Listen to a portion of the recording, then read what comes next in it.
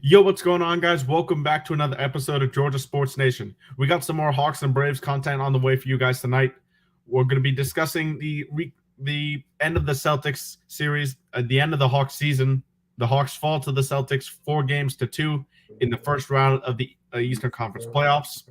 A valiant effort for the Hawks, really, to put up a fight against the championship contender that the Celtics are, to get it to 6 games. The way Trae Young played after those first 2 games, DeJounte Murray for a good chunk of the series as well. It was really good to see the Hawks fight a team that's honestly just superior to them, and it was a tough matchup for us because of how the Celtics spread the floor. But Hawks fought, but unfortunately, we're going to be discussing how that series loss really came to fruition, how we would describe the season, as well as for the Braves. We're going to be recapping the Marlins series this past week, which we took 3 out of 4 from Miami, and previewing the Mets series this weekend, which is always a big deal when we show down against the Mets.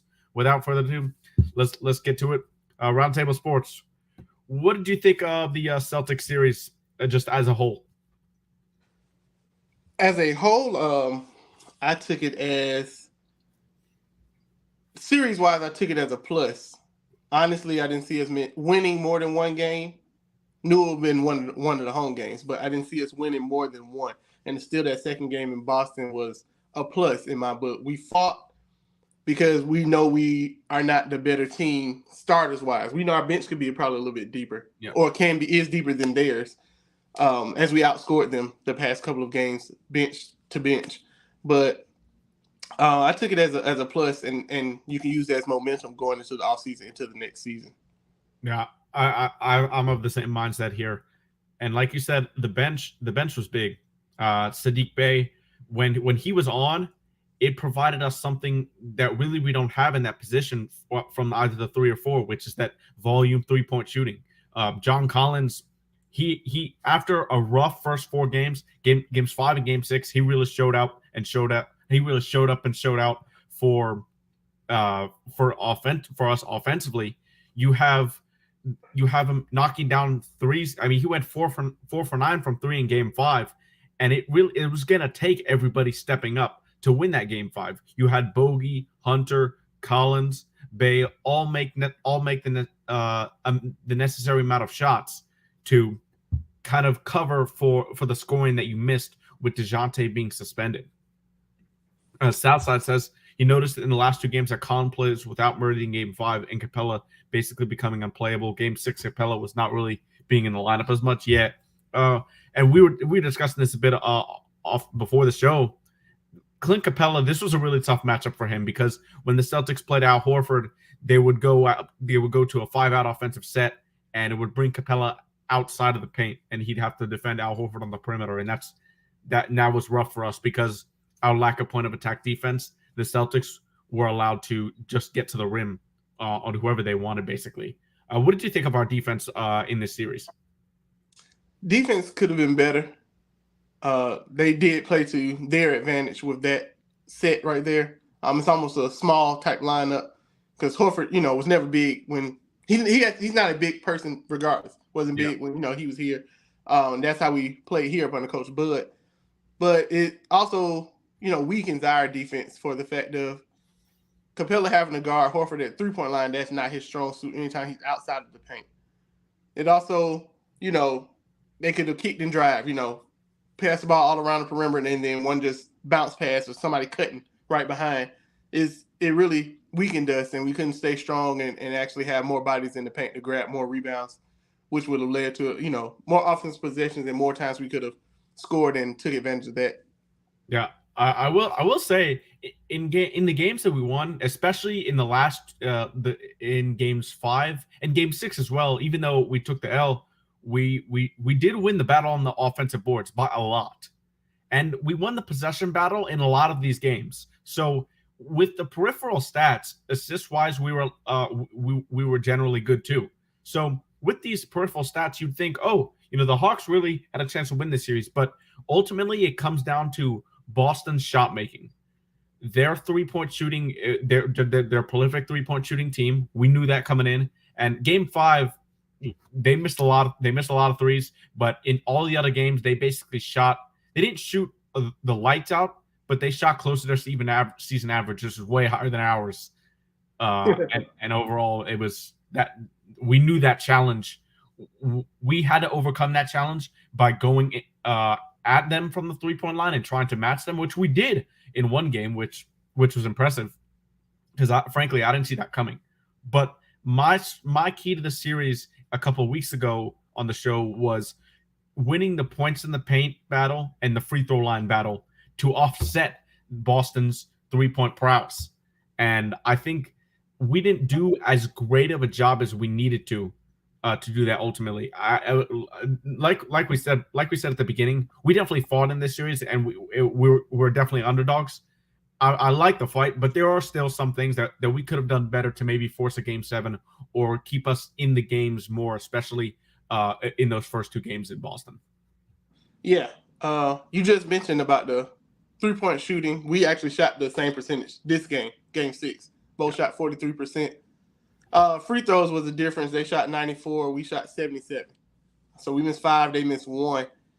Also, when it comes down to it, it's, you're dealing with a new coach. I've heard since we've gotten Quinn Snyder, what has he been telling us? Shoot 3, shoot more, shoot more. That was the point. Bogey said it was a difference for him because he's just like, no matter how deep you are, shoot the 3. We know you can shoot the 3. When Nate was not on that, you miss 2 or 3, you need to start driving. When you need to shoot until you miss, it's that type of saying. So going into this new season, it's definitely going to be something to look out for us to see how much we're going to put it up from the arc and who we get to accommodate that type of coaching style that Quinn has. Yeah, I think we will see a couple wing shooters on this team come next season.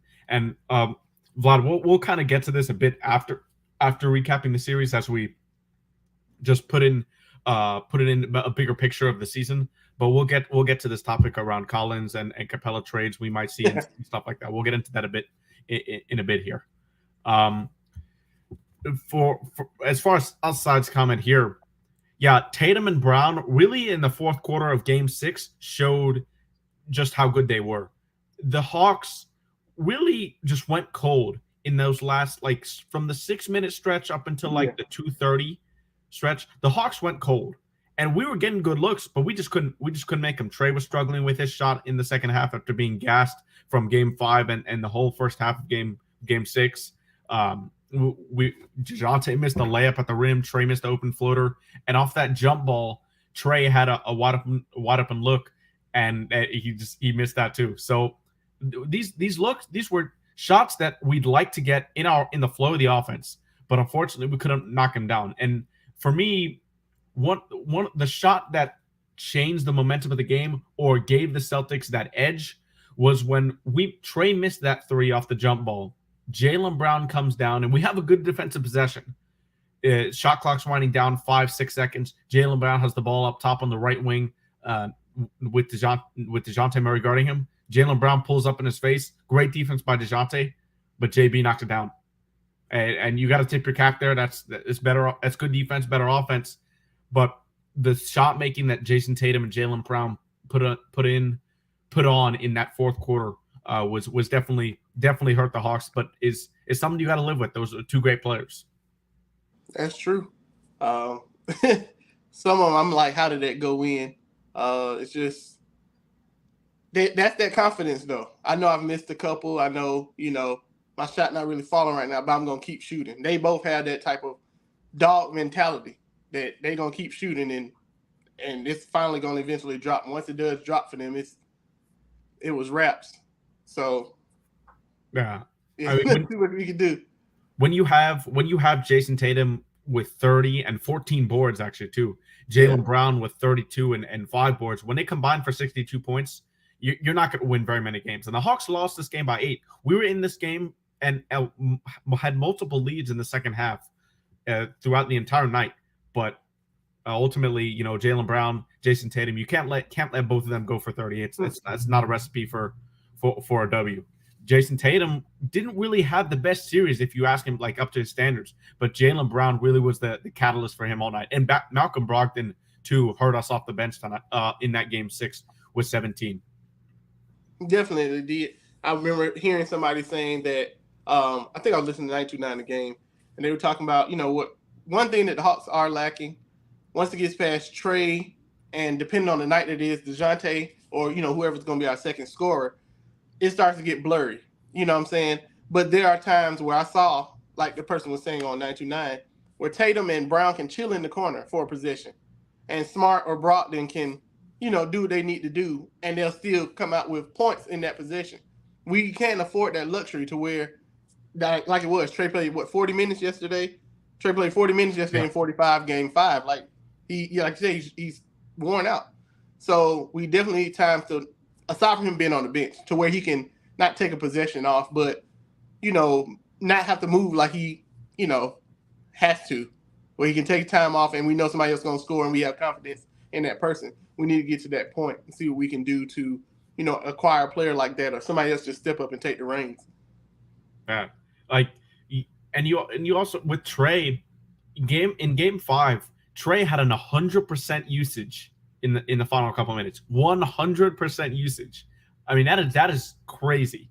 He had our last 14 points. He was probably really the single reason why we were able to come back and win that game 5 and extend that series. Obviously, he hit that amazing 30-foot shot to take the lead there over Jaylen Brown.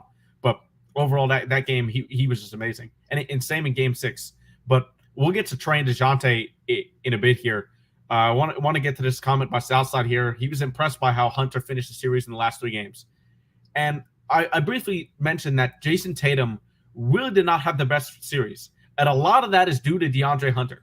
Offensively, he had good games in the last 3 series, yes. And he was efficient from beyond the arc. But we got to remember that he's guarding the best wing every night, the 3 or the 4. He's too 1s and 2s are probably too quick for him still. But 3s and 4s, he can definitely guard those guys. And after some shaky on-ball moments to begin game 6 and to begin game 5, in the second half he was much better. And offensively, he was able to score 20 last night. And when you're guarding the other team's best player, best wing, and dropping 20, I mean that's really all you can ask for DeAndre Hunter right there as a 3-and-D player. Yeah, it's starting to show what we actually drafted. You know what I'm saying? What he showed at Virginia, and also just the reason why we kept him over Herter is that was the main arguments. So we definitely need wing players that's going to be able to defend and also be able to shoot the basketball. So shut down one of their best players every night and also get yours.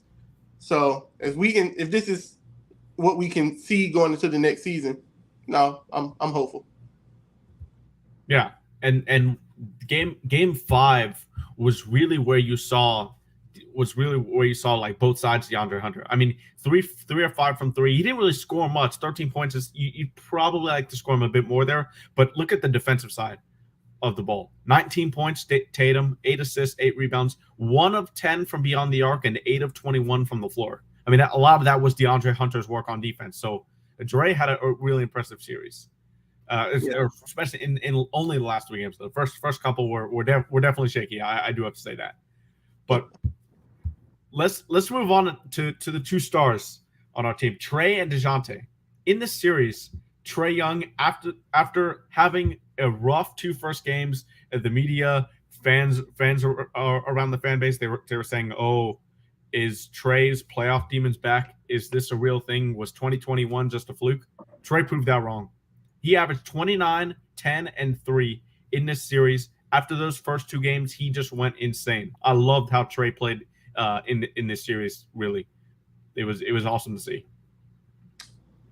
Trey needs to have somebody critique him every time. That's what he feeds off of. He feeds off of negativity from ever since that report came out being the most overrated player. That's when y'all going off. I mean, it's just like, how? But that came from other NBA players anonymously.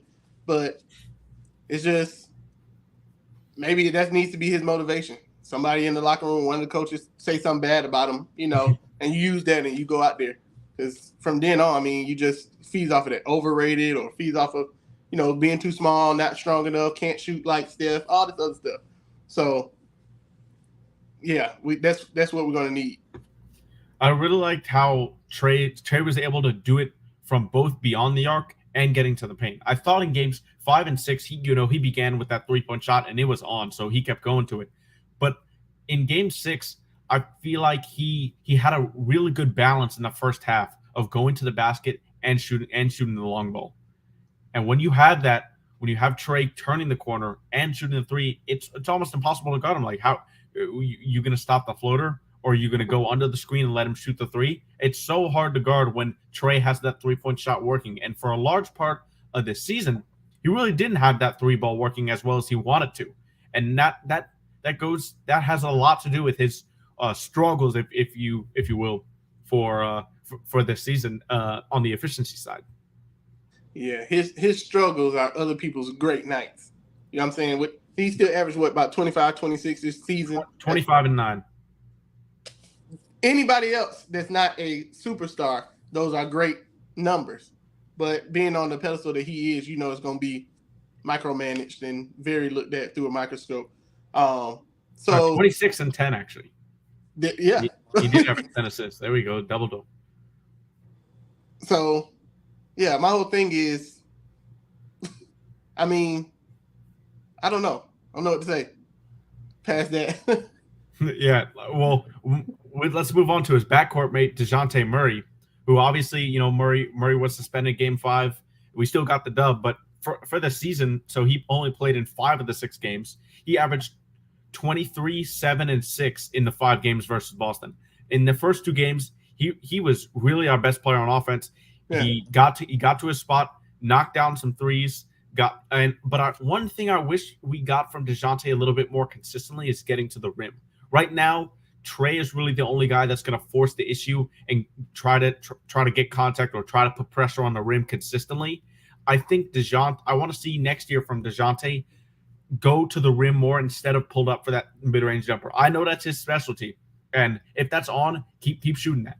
And I know he's going to put up a lot of those shots, but I think to get where Quinn Snyder wants, as far as 3-point shots and as far as getting into the paint, I think DeJounte needs to drive to the paint a little bit more and force the issue to put more pressure on the defense. Yeah, more driving and kicking. I think that's what he's down with. Like I said, when he's on, he's on. So, but with the length that he has, arm span wise, wingspan wise, you definitely can do a little bit more than Trey can driving to the hole. Even though Trey's going to, get in there and get his. You definitely need to start doing that. And, it's still a night and day movement from Pop's system to anybody else's system, because it's so fundamentally based over there in San Antonio, to where he just had freelance here. Yeah. So you probably see improvement next year for sure. DeJounte was scoreless in the first half of game 6, but did have 14 and 11 assists, 7 rebounds in that second half. And he ended with that double-double. So a much better second half there from DeJounte. So kind of the opposite, if you will, from Trey and DeJounte. Trey had that killer first half with 25 points, opening the game with 18 points in the first quarter. He ended with 30 and 10, and DeJounte ended with his 14 and 11 double-double. So the two guys, DeJounte obviously is going to shoot better than 0 for 7 from the field most nights in the half. So I'm not too concerned about that. I want to speak on Onyeka Okongwu a little bit in this series, because he played a lot more minutes than he was normally used to throughout a stretch of games, because of how the Celtics offense works and how they go small a lot with Al Horford at center. I thought Okongwu was going to have to be really good in this series, and he was in that game 6. 6 points, 11 rebounds, and added 2 blocks.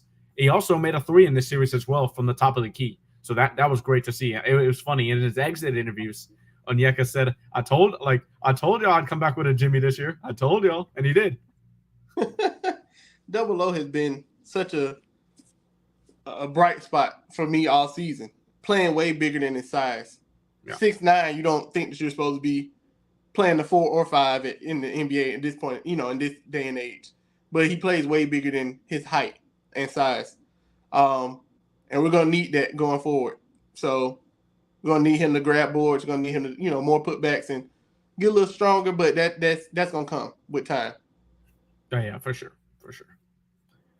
Sadiq, and then let's get to Sadiq Bey here in this series, and then we'll get to Jalen Johnson after that. Sadiq Bey, in my opinion, he was the third most key hawk. Obviously, Trey and DeJounte are first, but for me, Sadiq Bey was the third most key hawk because you needed him to provide something you couldn't get at the 3 and the 4, like I said before. And in games that we won or were competitive in, he did that. In game 5, when Trey hit that game winner, Sadiq Bey off the bench hit enough. He had two for 3 from 3 for 12 points.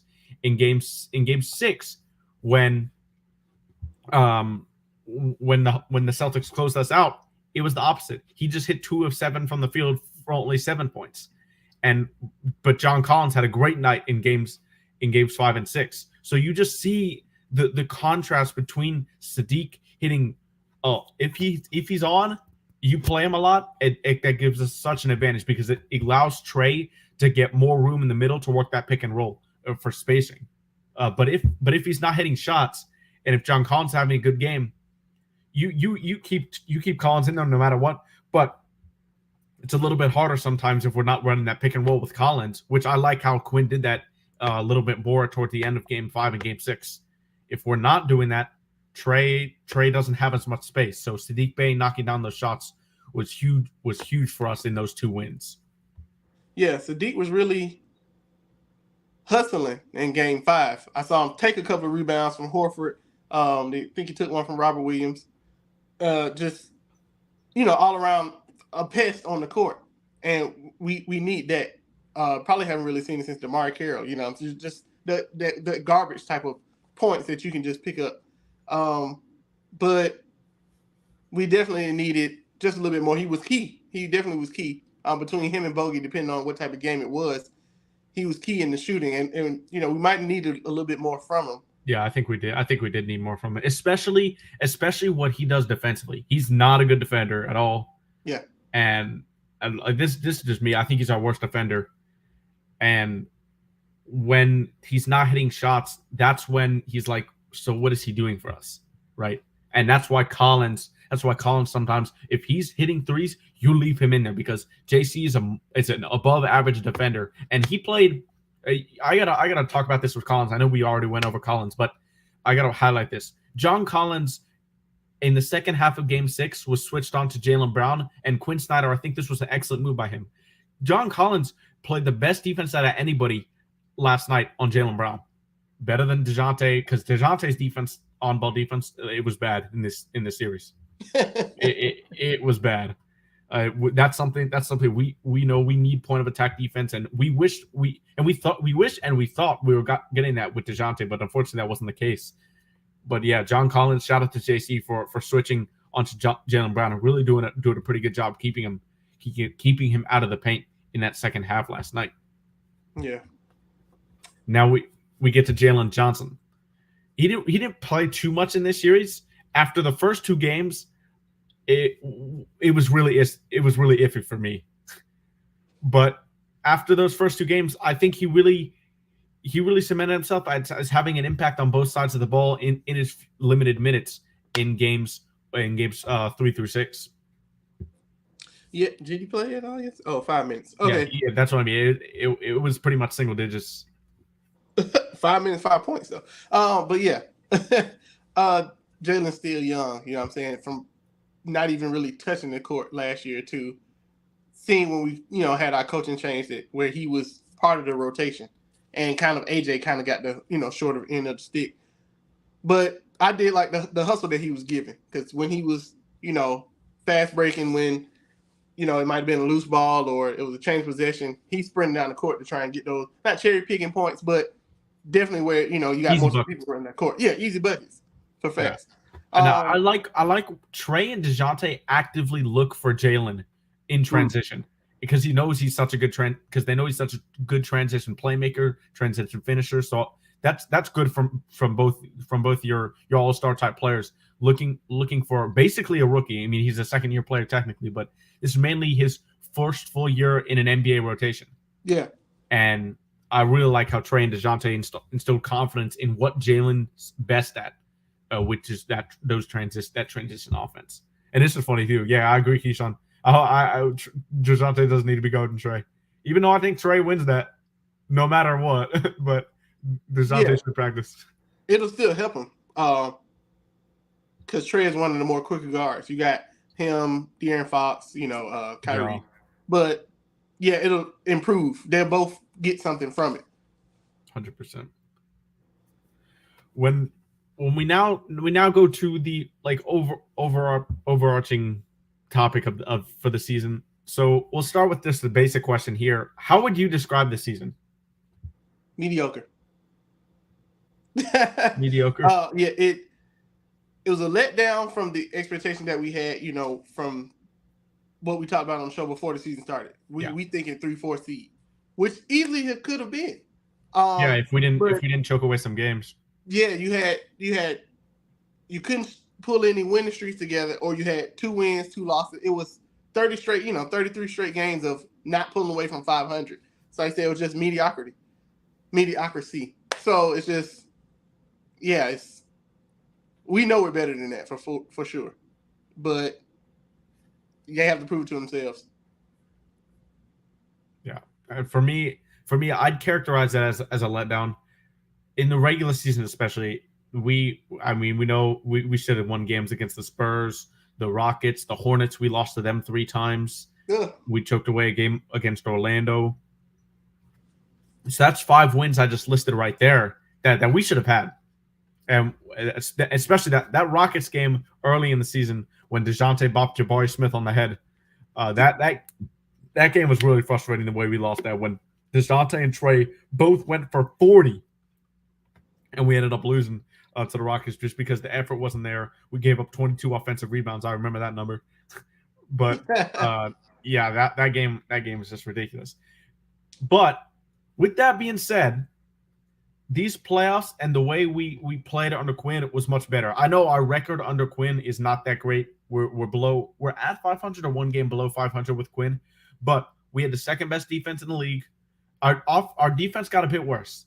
It did. But, I mean, Quinn's a more offensive-minded coach. We know that. But these guys, no matter what, we're not going to play the best defense. Just personnel-wise, even if you had Nate McMillan, who is a defense-first coach, the personnel that we have on this team are just not good on-ball defenders. We discussed this. We do need point-of-attack defenders.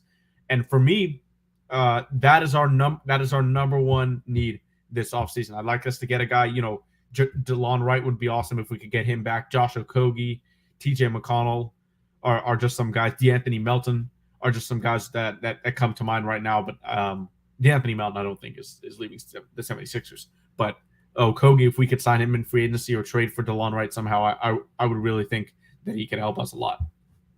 Yeah, we know we need to work on. Definitely, like we talked about, wing players, 3-and-D type players, and I don't think you can have enough bigs. So get some more. We got Bruno a little bit bigger. 3rd string right now. Yeah.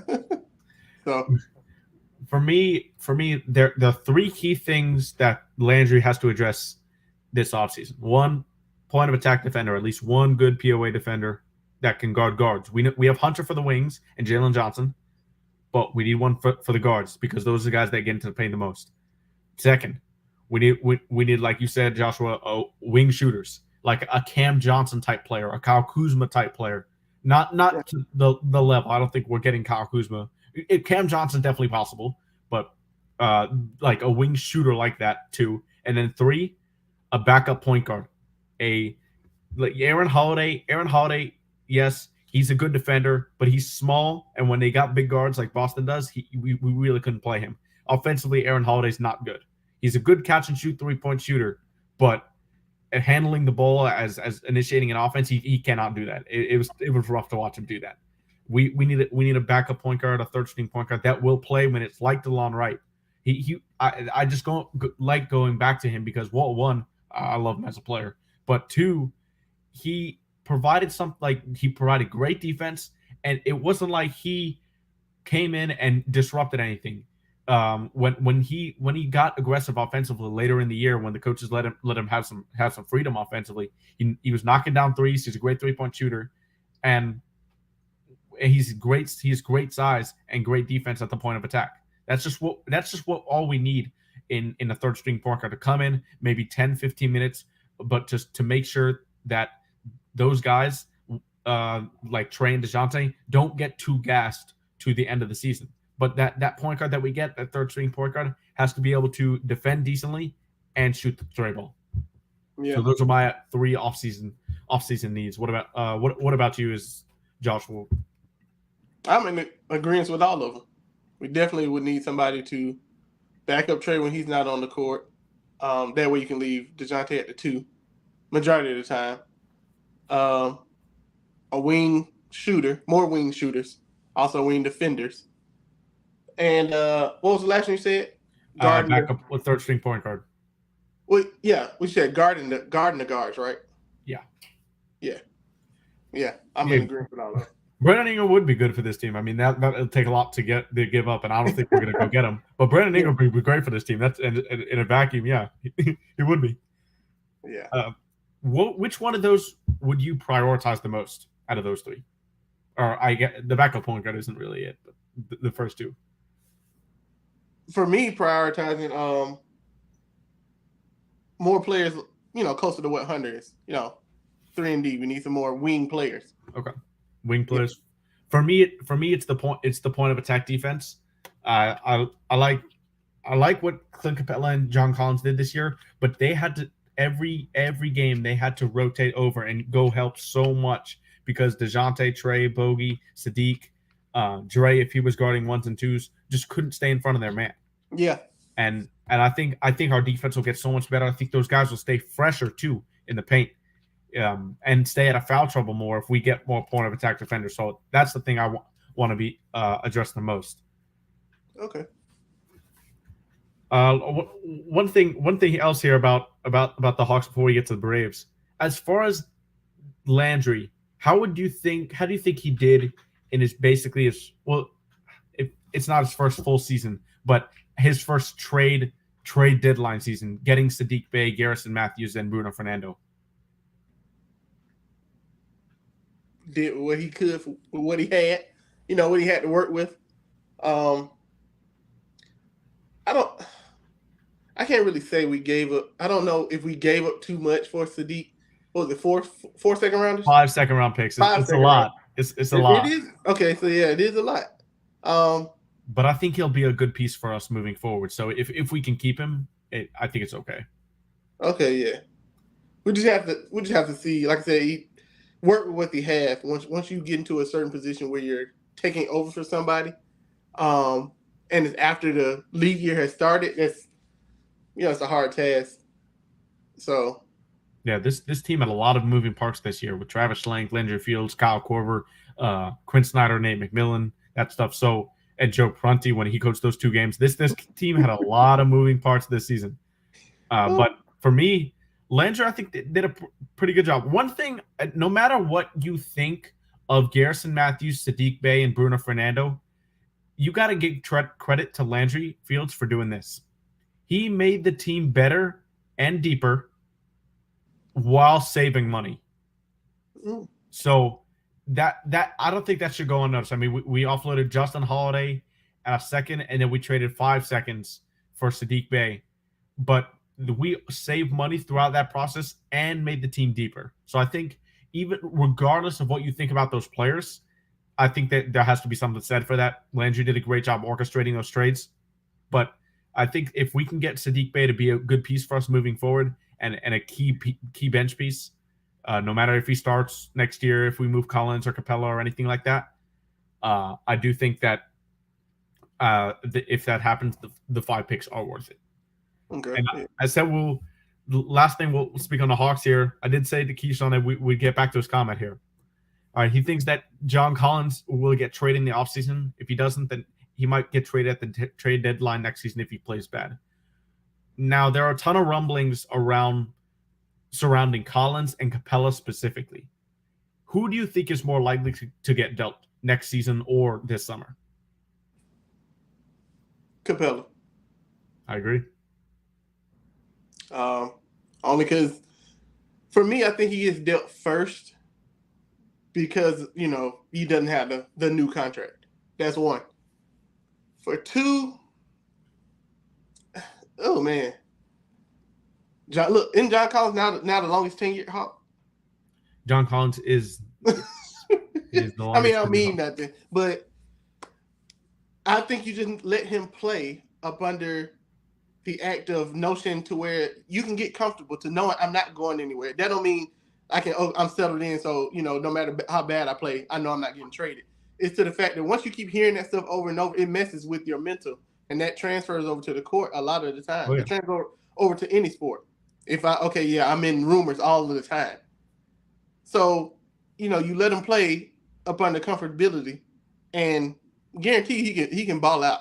He can get you 20 and 10 if he needs to.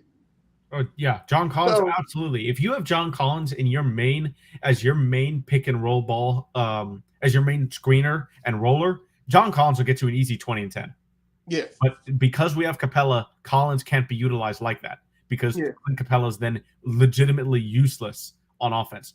Collins can still step out and hit that three, even though he struggled most of the year this year. The last third of the season, he shot back to what his career average was, and we saw that improved that to a second best offense in the league after the All-Star break. But it didn't really come through the first 2/3 of the season, and unfortunately that was a big reason why we struggled offensively. So I said Capella first, definitely, because you're too big. Sometimes when we give you bounce passes, we're giving you passes right at the rim, and you're trying to hook shot, and that's not your forte. We need you to dunk the ball, be more combative, be more dominant in the paint. He's not really that, and that he's a liability at the free throw line, so we can just hack you going back up. So let's just see what'll happen. You bring another big in. Yeah, I think the thing is, Trouble Man, when he about your comment, when he's the main role guy, he's going to be in the paint more. In our offensive system, he's a lot of the time spread out on the three-point line. So he's not going to get a lot of rebounds or spread out to the high post in the mid-range area. He's not going to get a lot of rebounds when he's doing that. But when he's the role guy, if Trey misses a floater or Trey kicks it to Bogey or Dre or Sadiq off a pick and roll with Collins is in the paint in position to get that rebound. So I think there is some variance there of that, and there is some context that you need to keep in mind for Collins. I'm not like a huge Collins supporter or anything like that, but I do think a lot of his stats and a lot of things he does on the defensive end are really overlooked by a lot of frankly a lot of his fan base, to be honest. But yeah, but defensive rebound, I do agree. He should be better. He should be better. He should be better on defensive rebound. Even Capella was really good this year. Kind of fell off a little bit towards the second half of the season, but his defensive rebounding should be better. Yeah, he is of a lifetime. I'm glad you see that. Especially defensively. Yeah, we're not knocking the fact that he doesn't get it. I'm just saying it's to the best of his ability, and knowing what his ability is, what we've seen in the past. He can get those numbers. Yeah, that's all I'm saying. Yeah, this is what I want to see too. No wholesale changes, like maybe one of Collins or Capella, and that's the only big move that we see. That's for me. That's me, and that's what I want to see.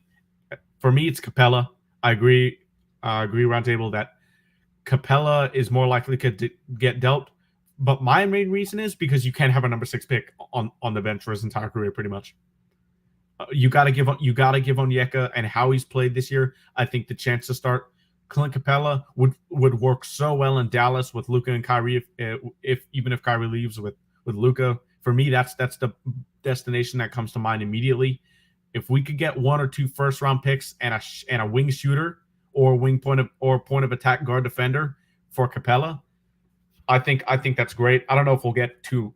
I don't think we'll get 2 first, but if we could get a pick and 2 players or a player like a first round protected pick, and if in one of those areas that we just said, like the the wing shooter, 3-and-D guy, or point of attack guard defender, I think that's one thing that you could do with Capella, and I think that he's probably more likely to be dealt this offseason than Collins is, because Collins, if he plays well next year, if he shoots the 3 ball like he's done throughout his entire career, he shouldn't be going anywhere. He should be staying right here because of the defense that he brings at power forward as well. Yeah. We'll get Bruno Fernando minutes if that happens. Yeah, that's true. It'll be interesting to see if we do trade Capella, going with Bruno as the backup, or do we get another guy to put him in that third string? It'll be interesting to see. Any last thoughts on the Hawks before we head to the Braves? What type of money are we looking at? I don't be knowing too much about their cap per se. I'm not sure, but that was just me off the top of my head, just saying a destination that would work perfectly for Capella. Yeah. So I would probably have more to say on it if I knew what our cap numbers look like, and see what we can work with. But I have to look that up for the next one. Once Bogey's extension kicks in next season, we will be over. So it'll be interesting to see what we do this offseason, because we know Wrestler, even though he said that he's never made a trade to get another sacks, his actions say otherwise. Yeah. And we'll see what happens. Oh man. But yeah. All right, moving on to the Atlanta Braves.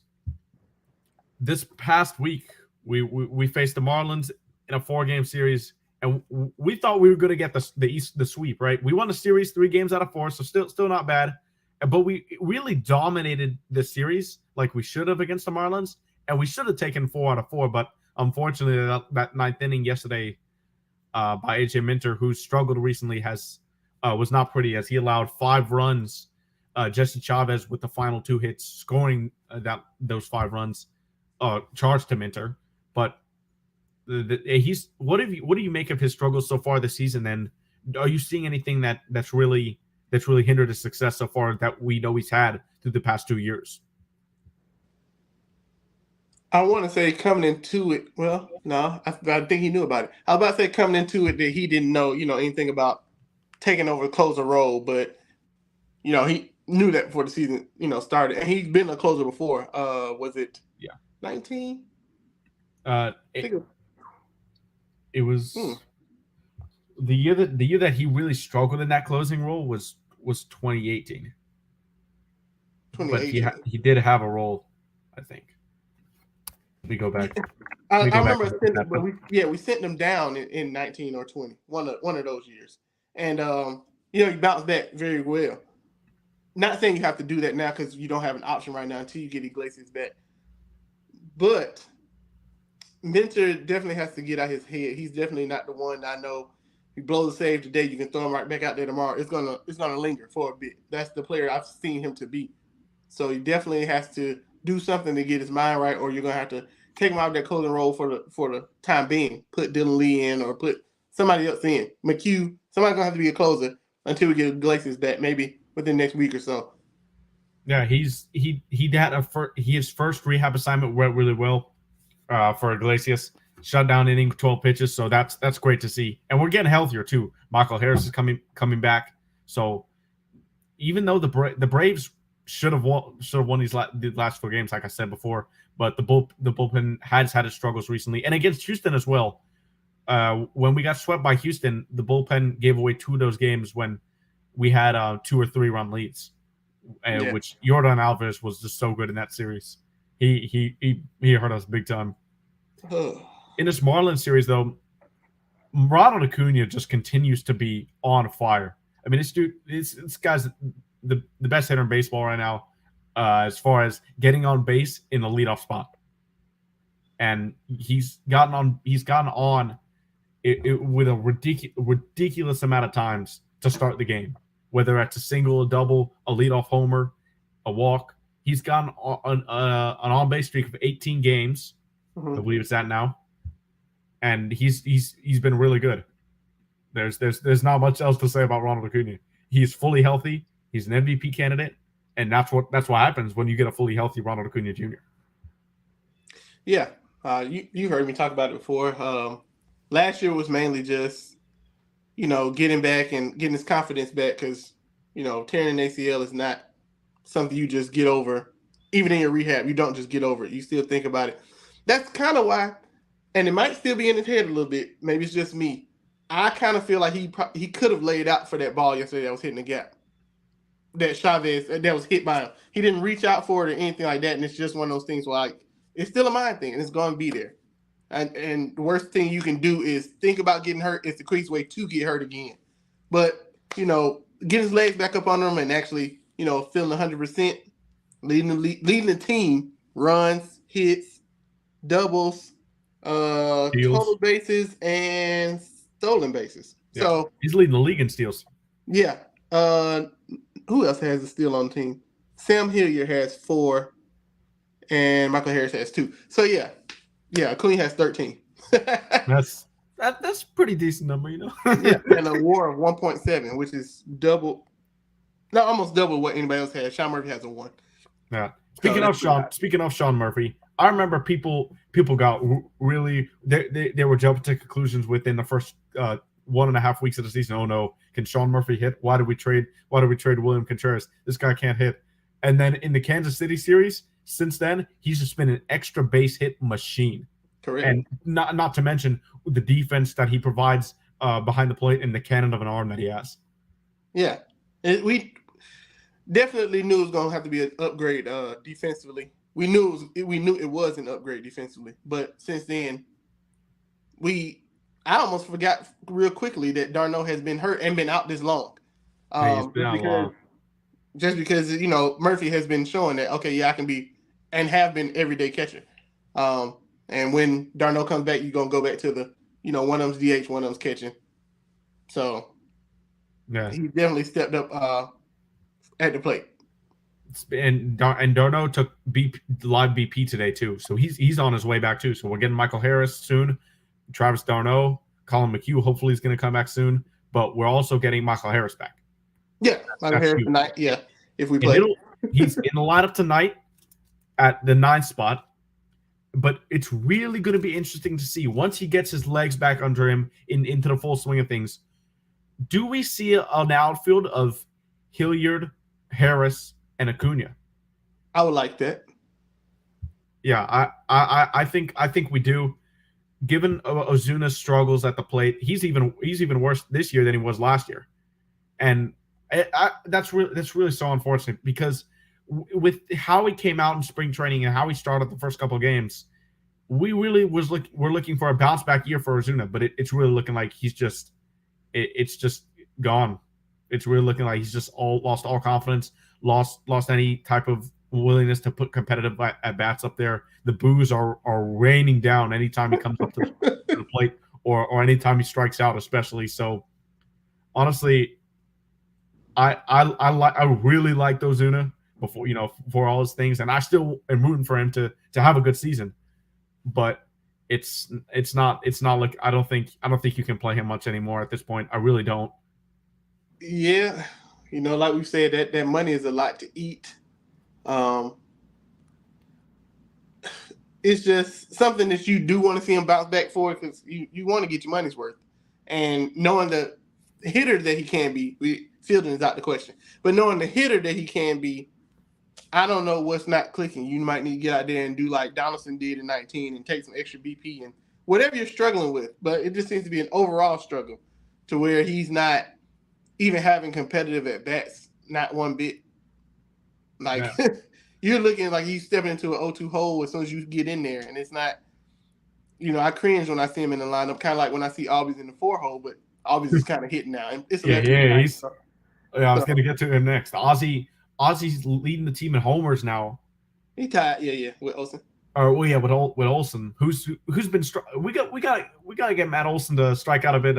He's going to strike out. He has a big swing. He's a powerful hitter. But you got to cut down a little bit on those strikeouts, Matt. Just a little bit.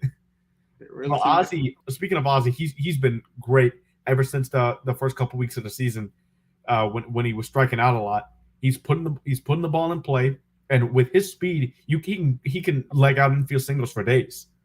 So that combination of power and speed, the range he has at second base, He's been great for us. Ozzy is one of my favorite players. Like I said, if it was me out there, that's what I would look like. We're around the same height and we're the same number of players, same position. But definitely something I always, throw the fact of or hypothetical out there. I just want to see him back from the right side all season one time. Because Michael Harris is a switch hitter. A lot of people don't know that. He's a switch hitter, but he's only batted left in the pros. Yeah. Like Cedric Mullins, and you see what it did for him last year. Yeah, but yeah, Michael Harris definitely came back from the right side. So with Albies, batting from the right side, I just want to see it for a full season, see what you would do. Because batting from the right, it looks totally different. He looks baffled from the left. The swings don't look the same, but he still do what he does. And I think he's much more unbalanced from the right side. A lot of the times from the left side, he rolls over the ball, grounds it to the right side, to the second or first. Yeah. So I don't know. It's just something to be fun to be thrown out there just to see. Yeah, in this Marlins series, we got great at bats from Vaughn Grissom, and there's two sides of the coin here for Grissom. Offensively, while he hasn't had the power and extra base hits, he's had 14 hits. He got they're all singles except for one where it was a double down the right field line. But defensively, it's definitely been a journey. He's gotten a little bit better since that Kansas City opening series when he first got called up from the Orlando Arcia unfortunate injury with his with his hot first few weeks of the season. But Vaughn defensively overall just I would say it's not been a great experiment so far. Yeah, it's what we're with for right now. But yeah, it is what we got. Yeah, making it work, but in this Marlins series though, you had a really Acuna, Riley, Rosario had a decent series as well. But these guys were Acuna, Riley, Ozzy, and Sam Hilliard continues to tear the cover off the ball. Any out he gets seemingly right now is just loud as well. Those three guys were really the guys that I thought excelled in this series a lot. So you got Acuna, Riley, or four guys: Acuna, Riley, Ozzy, and then Sam Hilliard. Yeah, he's been great since Michael Harris went out. He's a great surprise actually from Hilliard. The power is there too. The speed is what surprised me. Maybe I just didn't look because he's from the Rockies, right? So yeah, from the Rockies. I don't too much care about or check out Colorado. So I didn't know the speed was like it was. So definitely that's a lethal outfield to have come after. But he's still gonna be platooning a little bit because Pilar is starting tonight against a lefty. But I still want to see Hilliard every day. Hopefully we get a revenge series from Kevin Pilar against the Mets. That'll be fun. On you, That'll be fun to see. Speaking of Pilar and the Mets, we begin a series with the showdown with the Mets, the first series of the year against the New York Metropolitans at Citi Field tonight and this weekend. Now the weather does not look good this weekend. Hopefully we get games in this weekend, but it is a 4-game set. This tonight it's going to be Max Fried against David Peterson. David Peterson in the past, if you look at our numbers, he's really pitched well against us. I mean, this year, granted, he's been bad this year. He's 7.36 ERA, 1.64 WHIP, 33 hits to 30 Ks, and also not 9 walks. But the numbers for us against him are not good. The only guys who's had a decent sample size and success against him is Riley, who's obviously a Met killer, 8 for 16. Pilar is 2 for 3, but that's really it. Acuna is 2 for 12 against David Peterson. So for some reason, most of us can't figure him out. Hopefully we can see something different tonight from David Peterson and try to string some hits together. Because one thing in that Marlins series, even though we did score some runs, a lot of the time those runs came in one inning. And I'd like to see some offense spread apart throughout the game so that we don't hold only a 4-run lead like we did in that last game against the Marlins. Yeah. My motto, keep scoring. It's never enough in the league that we're in now, especially with shift going away. All that, lack of pickoff moves that you can make, the number of pickoff moves that you can make. Scoring has been up. Yep. From everybody around the league. So definitely need to add on when you can.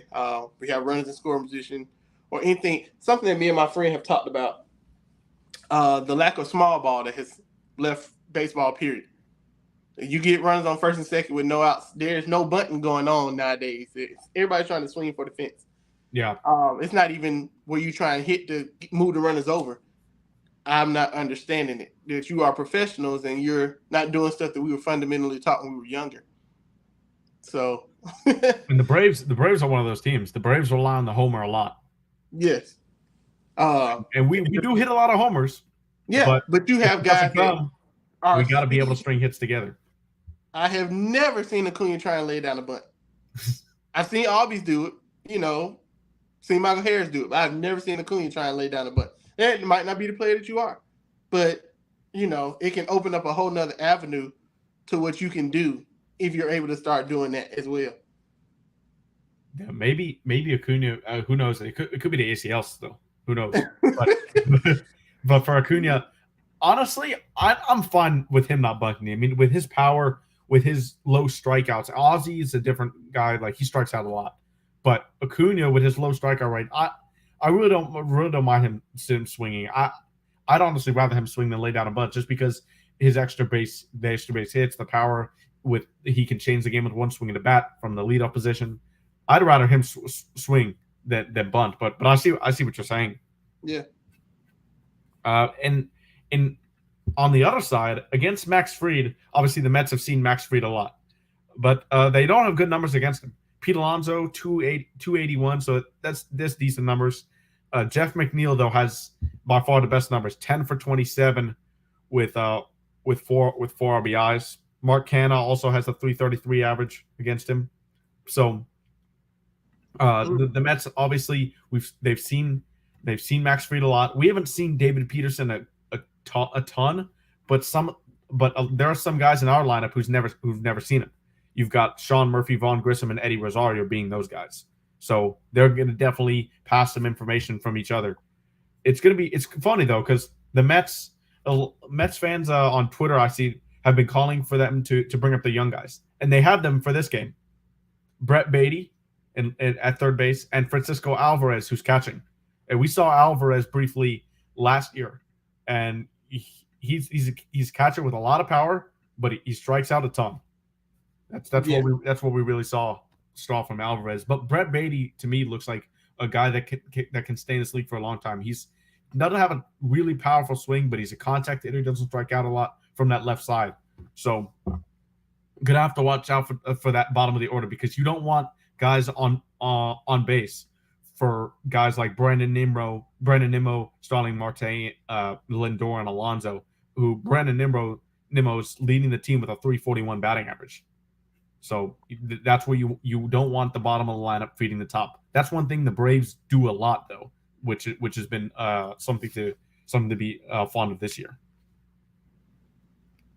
That's what I definitely like that we do that, and it's probably why Michael Harris is still at the 9 hole for right now.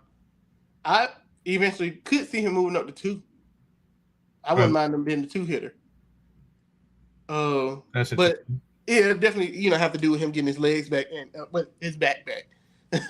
So would you rather him be at the 2, and the game is just starting now, so we'll end here in a minute. But would you rather him where would your ideal place in the lineup be for Michael Harris if we had everything healthy? So assuming Ozuna doesn't play, we have Eddie Rosario D, or Eddie would probably play on left and Sam Hill wouldn't play. I don't know. We have a ton of depth right now, so that's a good problem to have. It is. What would be your ideal lineup with Michael Harris and Travis d'Arnaud back? If both of them are back, yes, I wouldn't mind Mike Harris staying at 9, because it's almost like you have 2 leadoffs. For me, I'd put him, if we have Sean Murphy 4th, Ozzy 5th, Vaughn 6th. I think I'd like Harris at the 6th, Vaughn 7th, maybe Pilar or Hilliard at 8th, and then 9th would whoever is not playing. So it would be Pilar, Hilliard, or Emi Rosario. Rosario has had good at bats lately, but overall to the season he's kind of struggled. So I wonder where we see Eddie Rosario once Travis d'Arnaud comes back. What do we do with Rosario, Hilliard, and Ozuna? Those three. That's gonna be interesting to see what Brian Snitker does, because the DH spot is assumingly filled by the two catchers. So who do we play in left field? Well, it won't be Ozuna, but Rosario or Hilliard. It's going to be interesting to see what Snitker does there. Yeah, I mean, if you're doing it like that, strictly defense, Hilliard is better. But as far as hitting wise, they bring a healthy Rosario that's seeing the ball. It brings the same type of enthusiasm that Hilliard does. And like you said, it's a good problem to have. Where you have depth on the bench, to where you have starters on the bench. On other teams, they could, definitely be starting and be valuable. They're valuable on our bench, but, just in case this next man mentality comes up, you have that good problem. Yeah, and the Braves have had to do that a lot this year with the injuries that we've had already. But yeah, we're still having success and still getting wins. So keep it. We're doing more than stay afloat.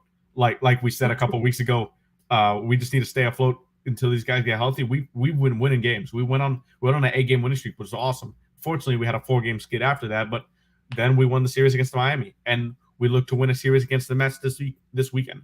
So without further ado, the game has started. So hopefully you guys go and enjoy the game. We're gonna get out of here, but we're gonna end like we always do. Our round table. Tell them where they can find you.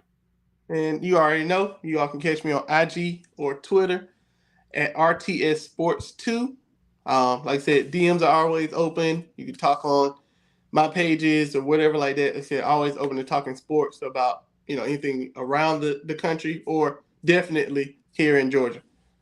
And for me, you can find me as always on Twitter at Pinrosa300 and streaming Georgia Sports Nation on Recapping Hawks Hoops. Without further ado, that'll be it for today's show. I hope you guys enjoyed it. Don't forget to join us next week, same time, 6 p.m. Eastern time, for another episode of Georgia Sports Nation. If you're on YouTube, don't forget to like, comment, subscribe, and we'll see you guys next time. Peace.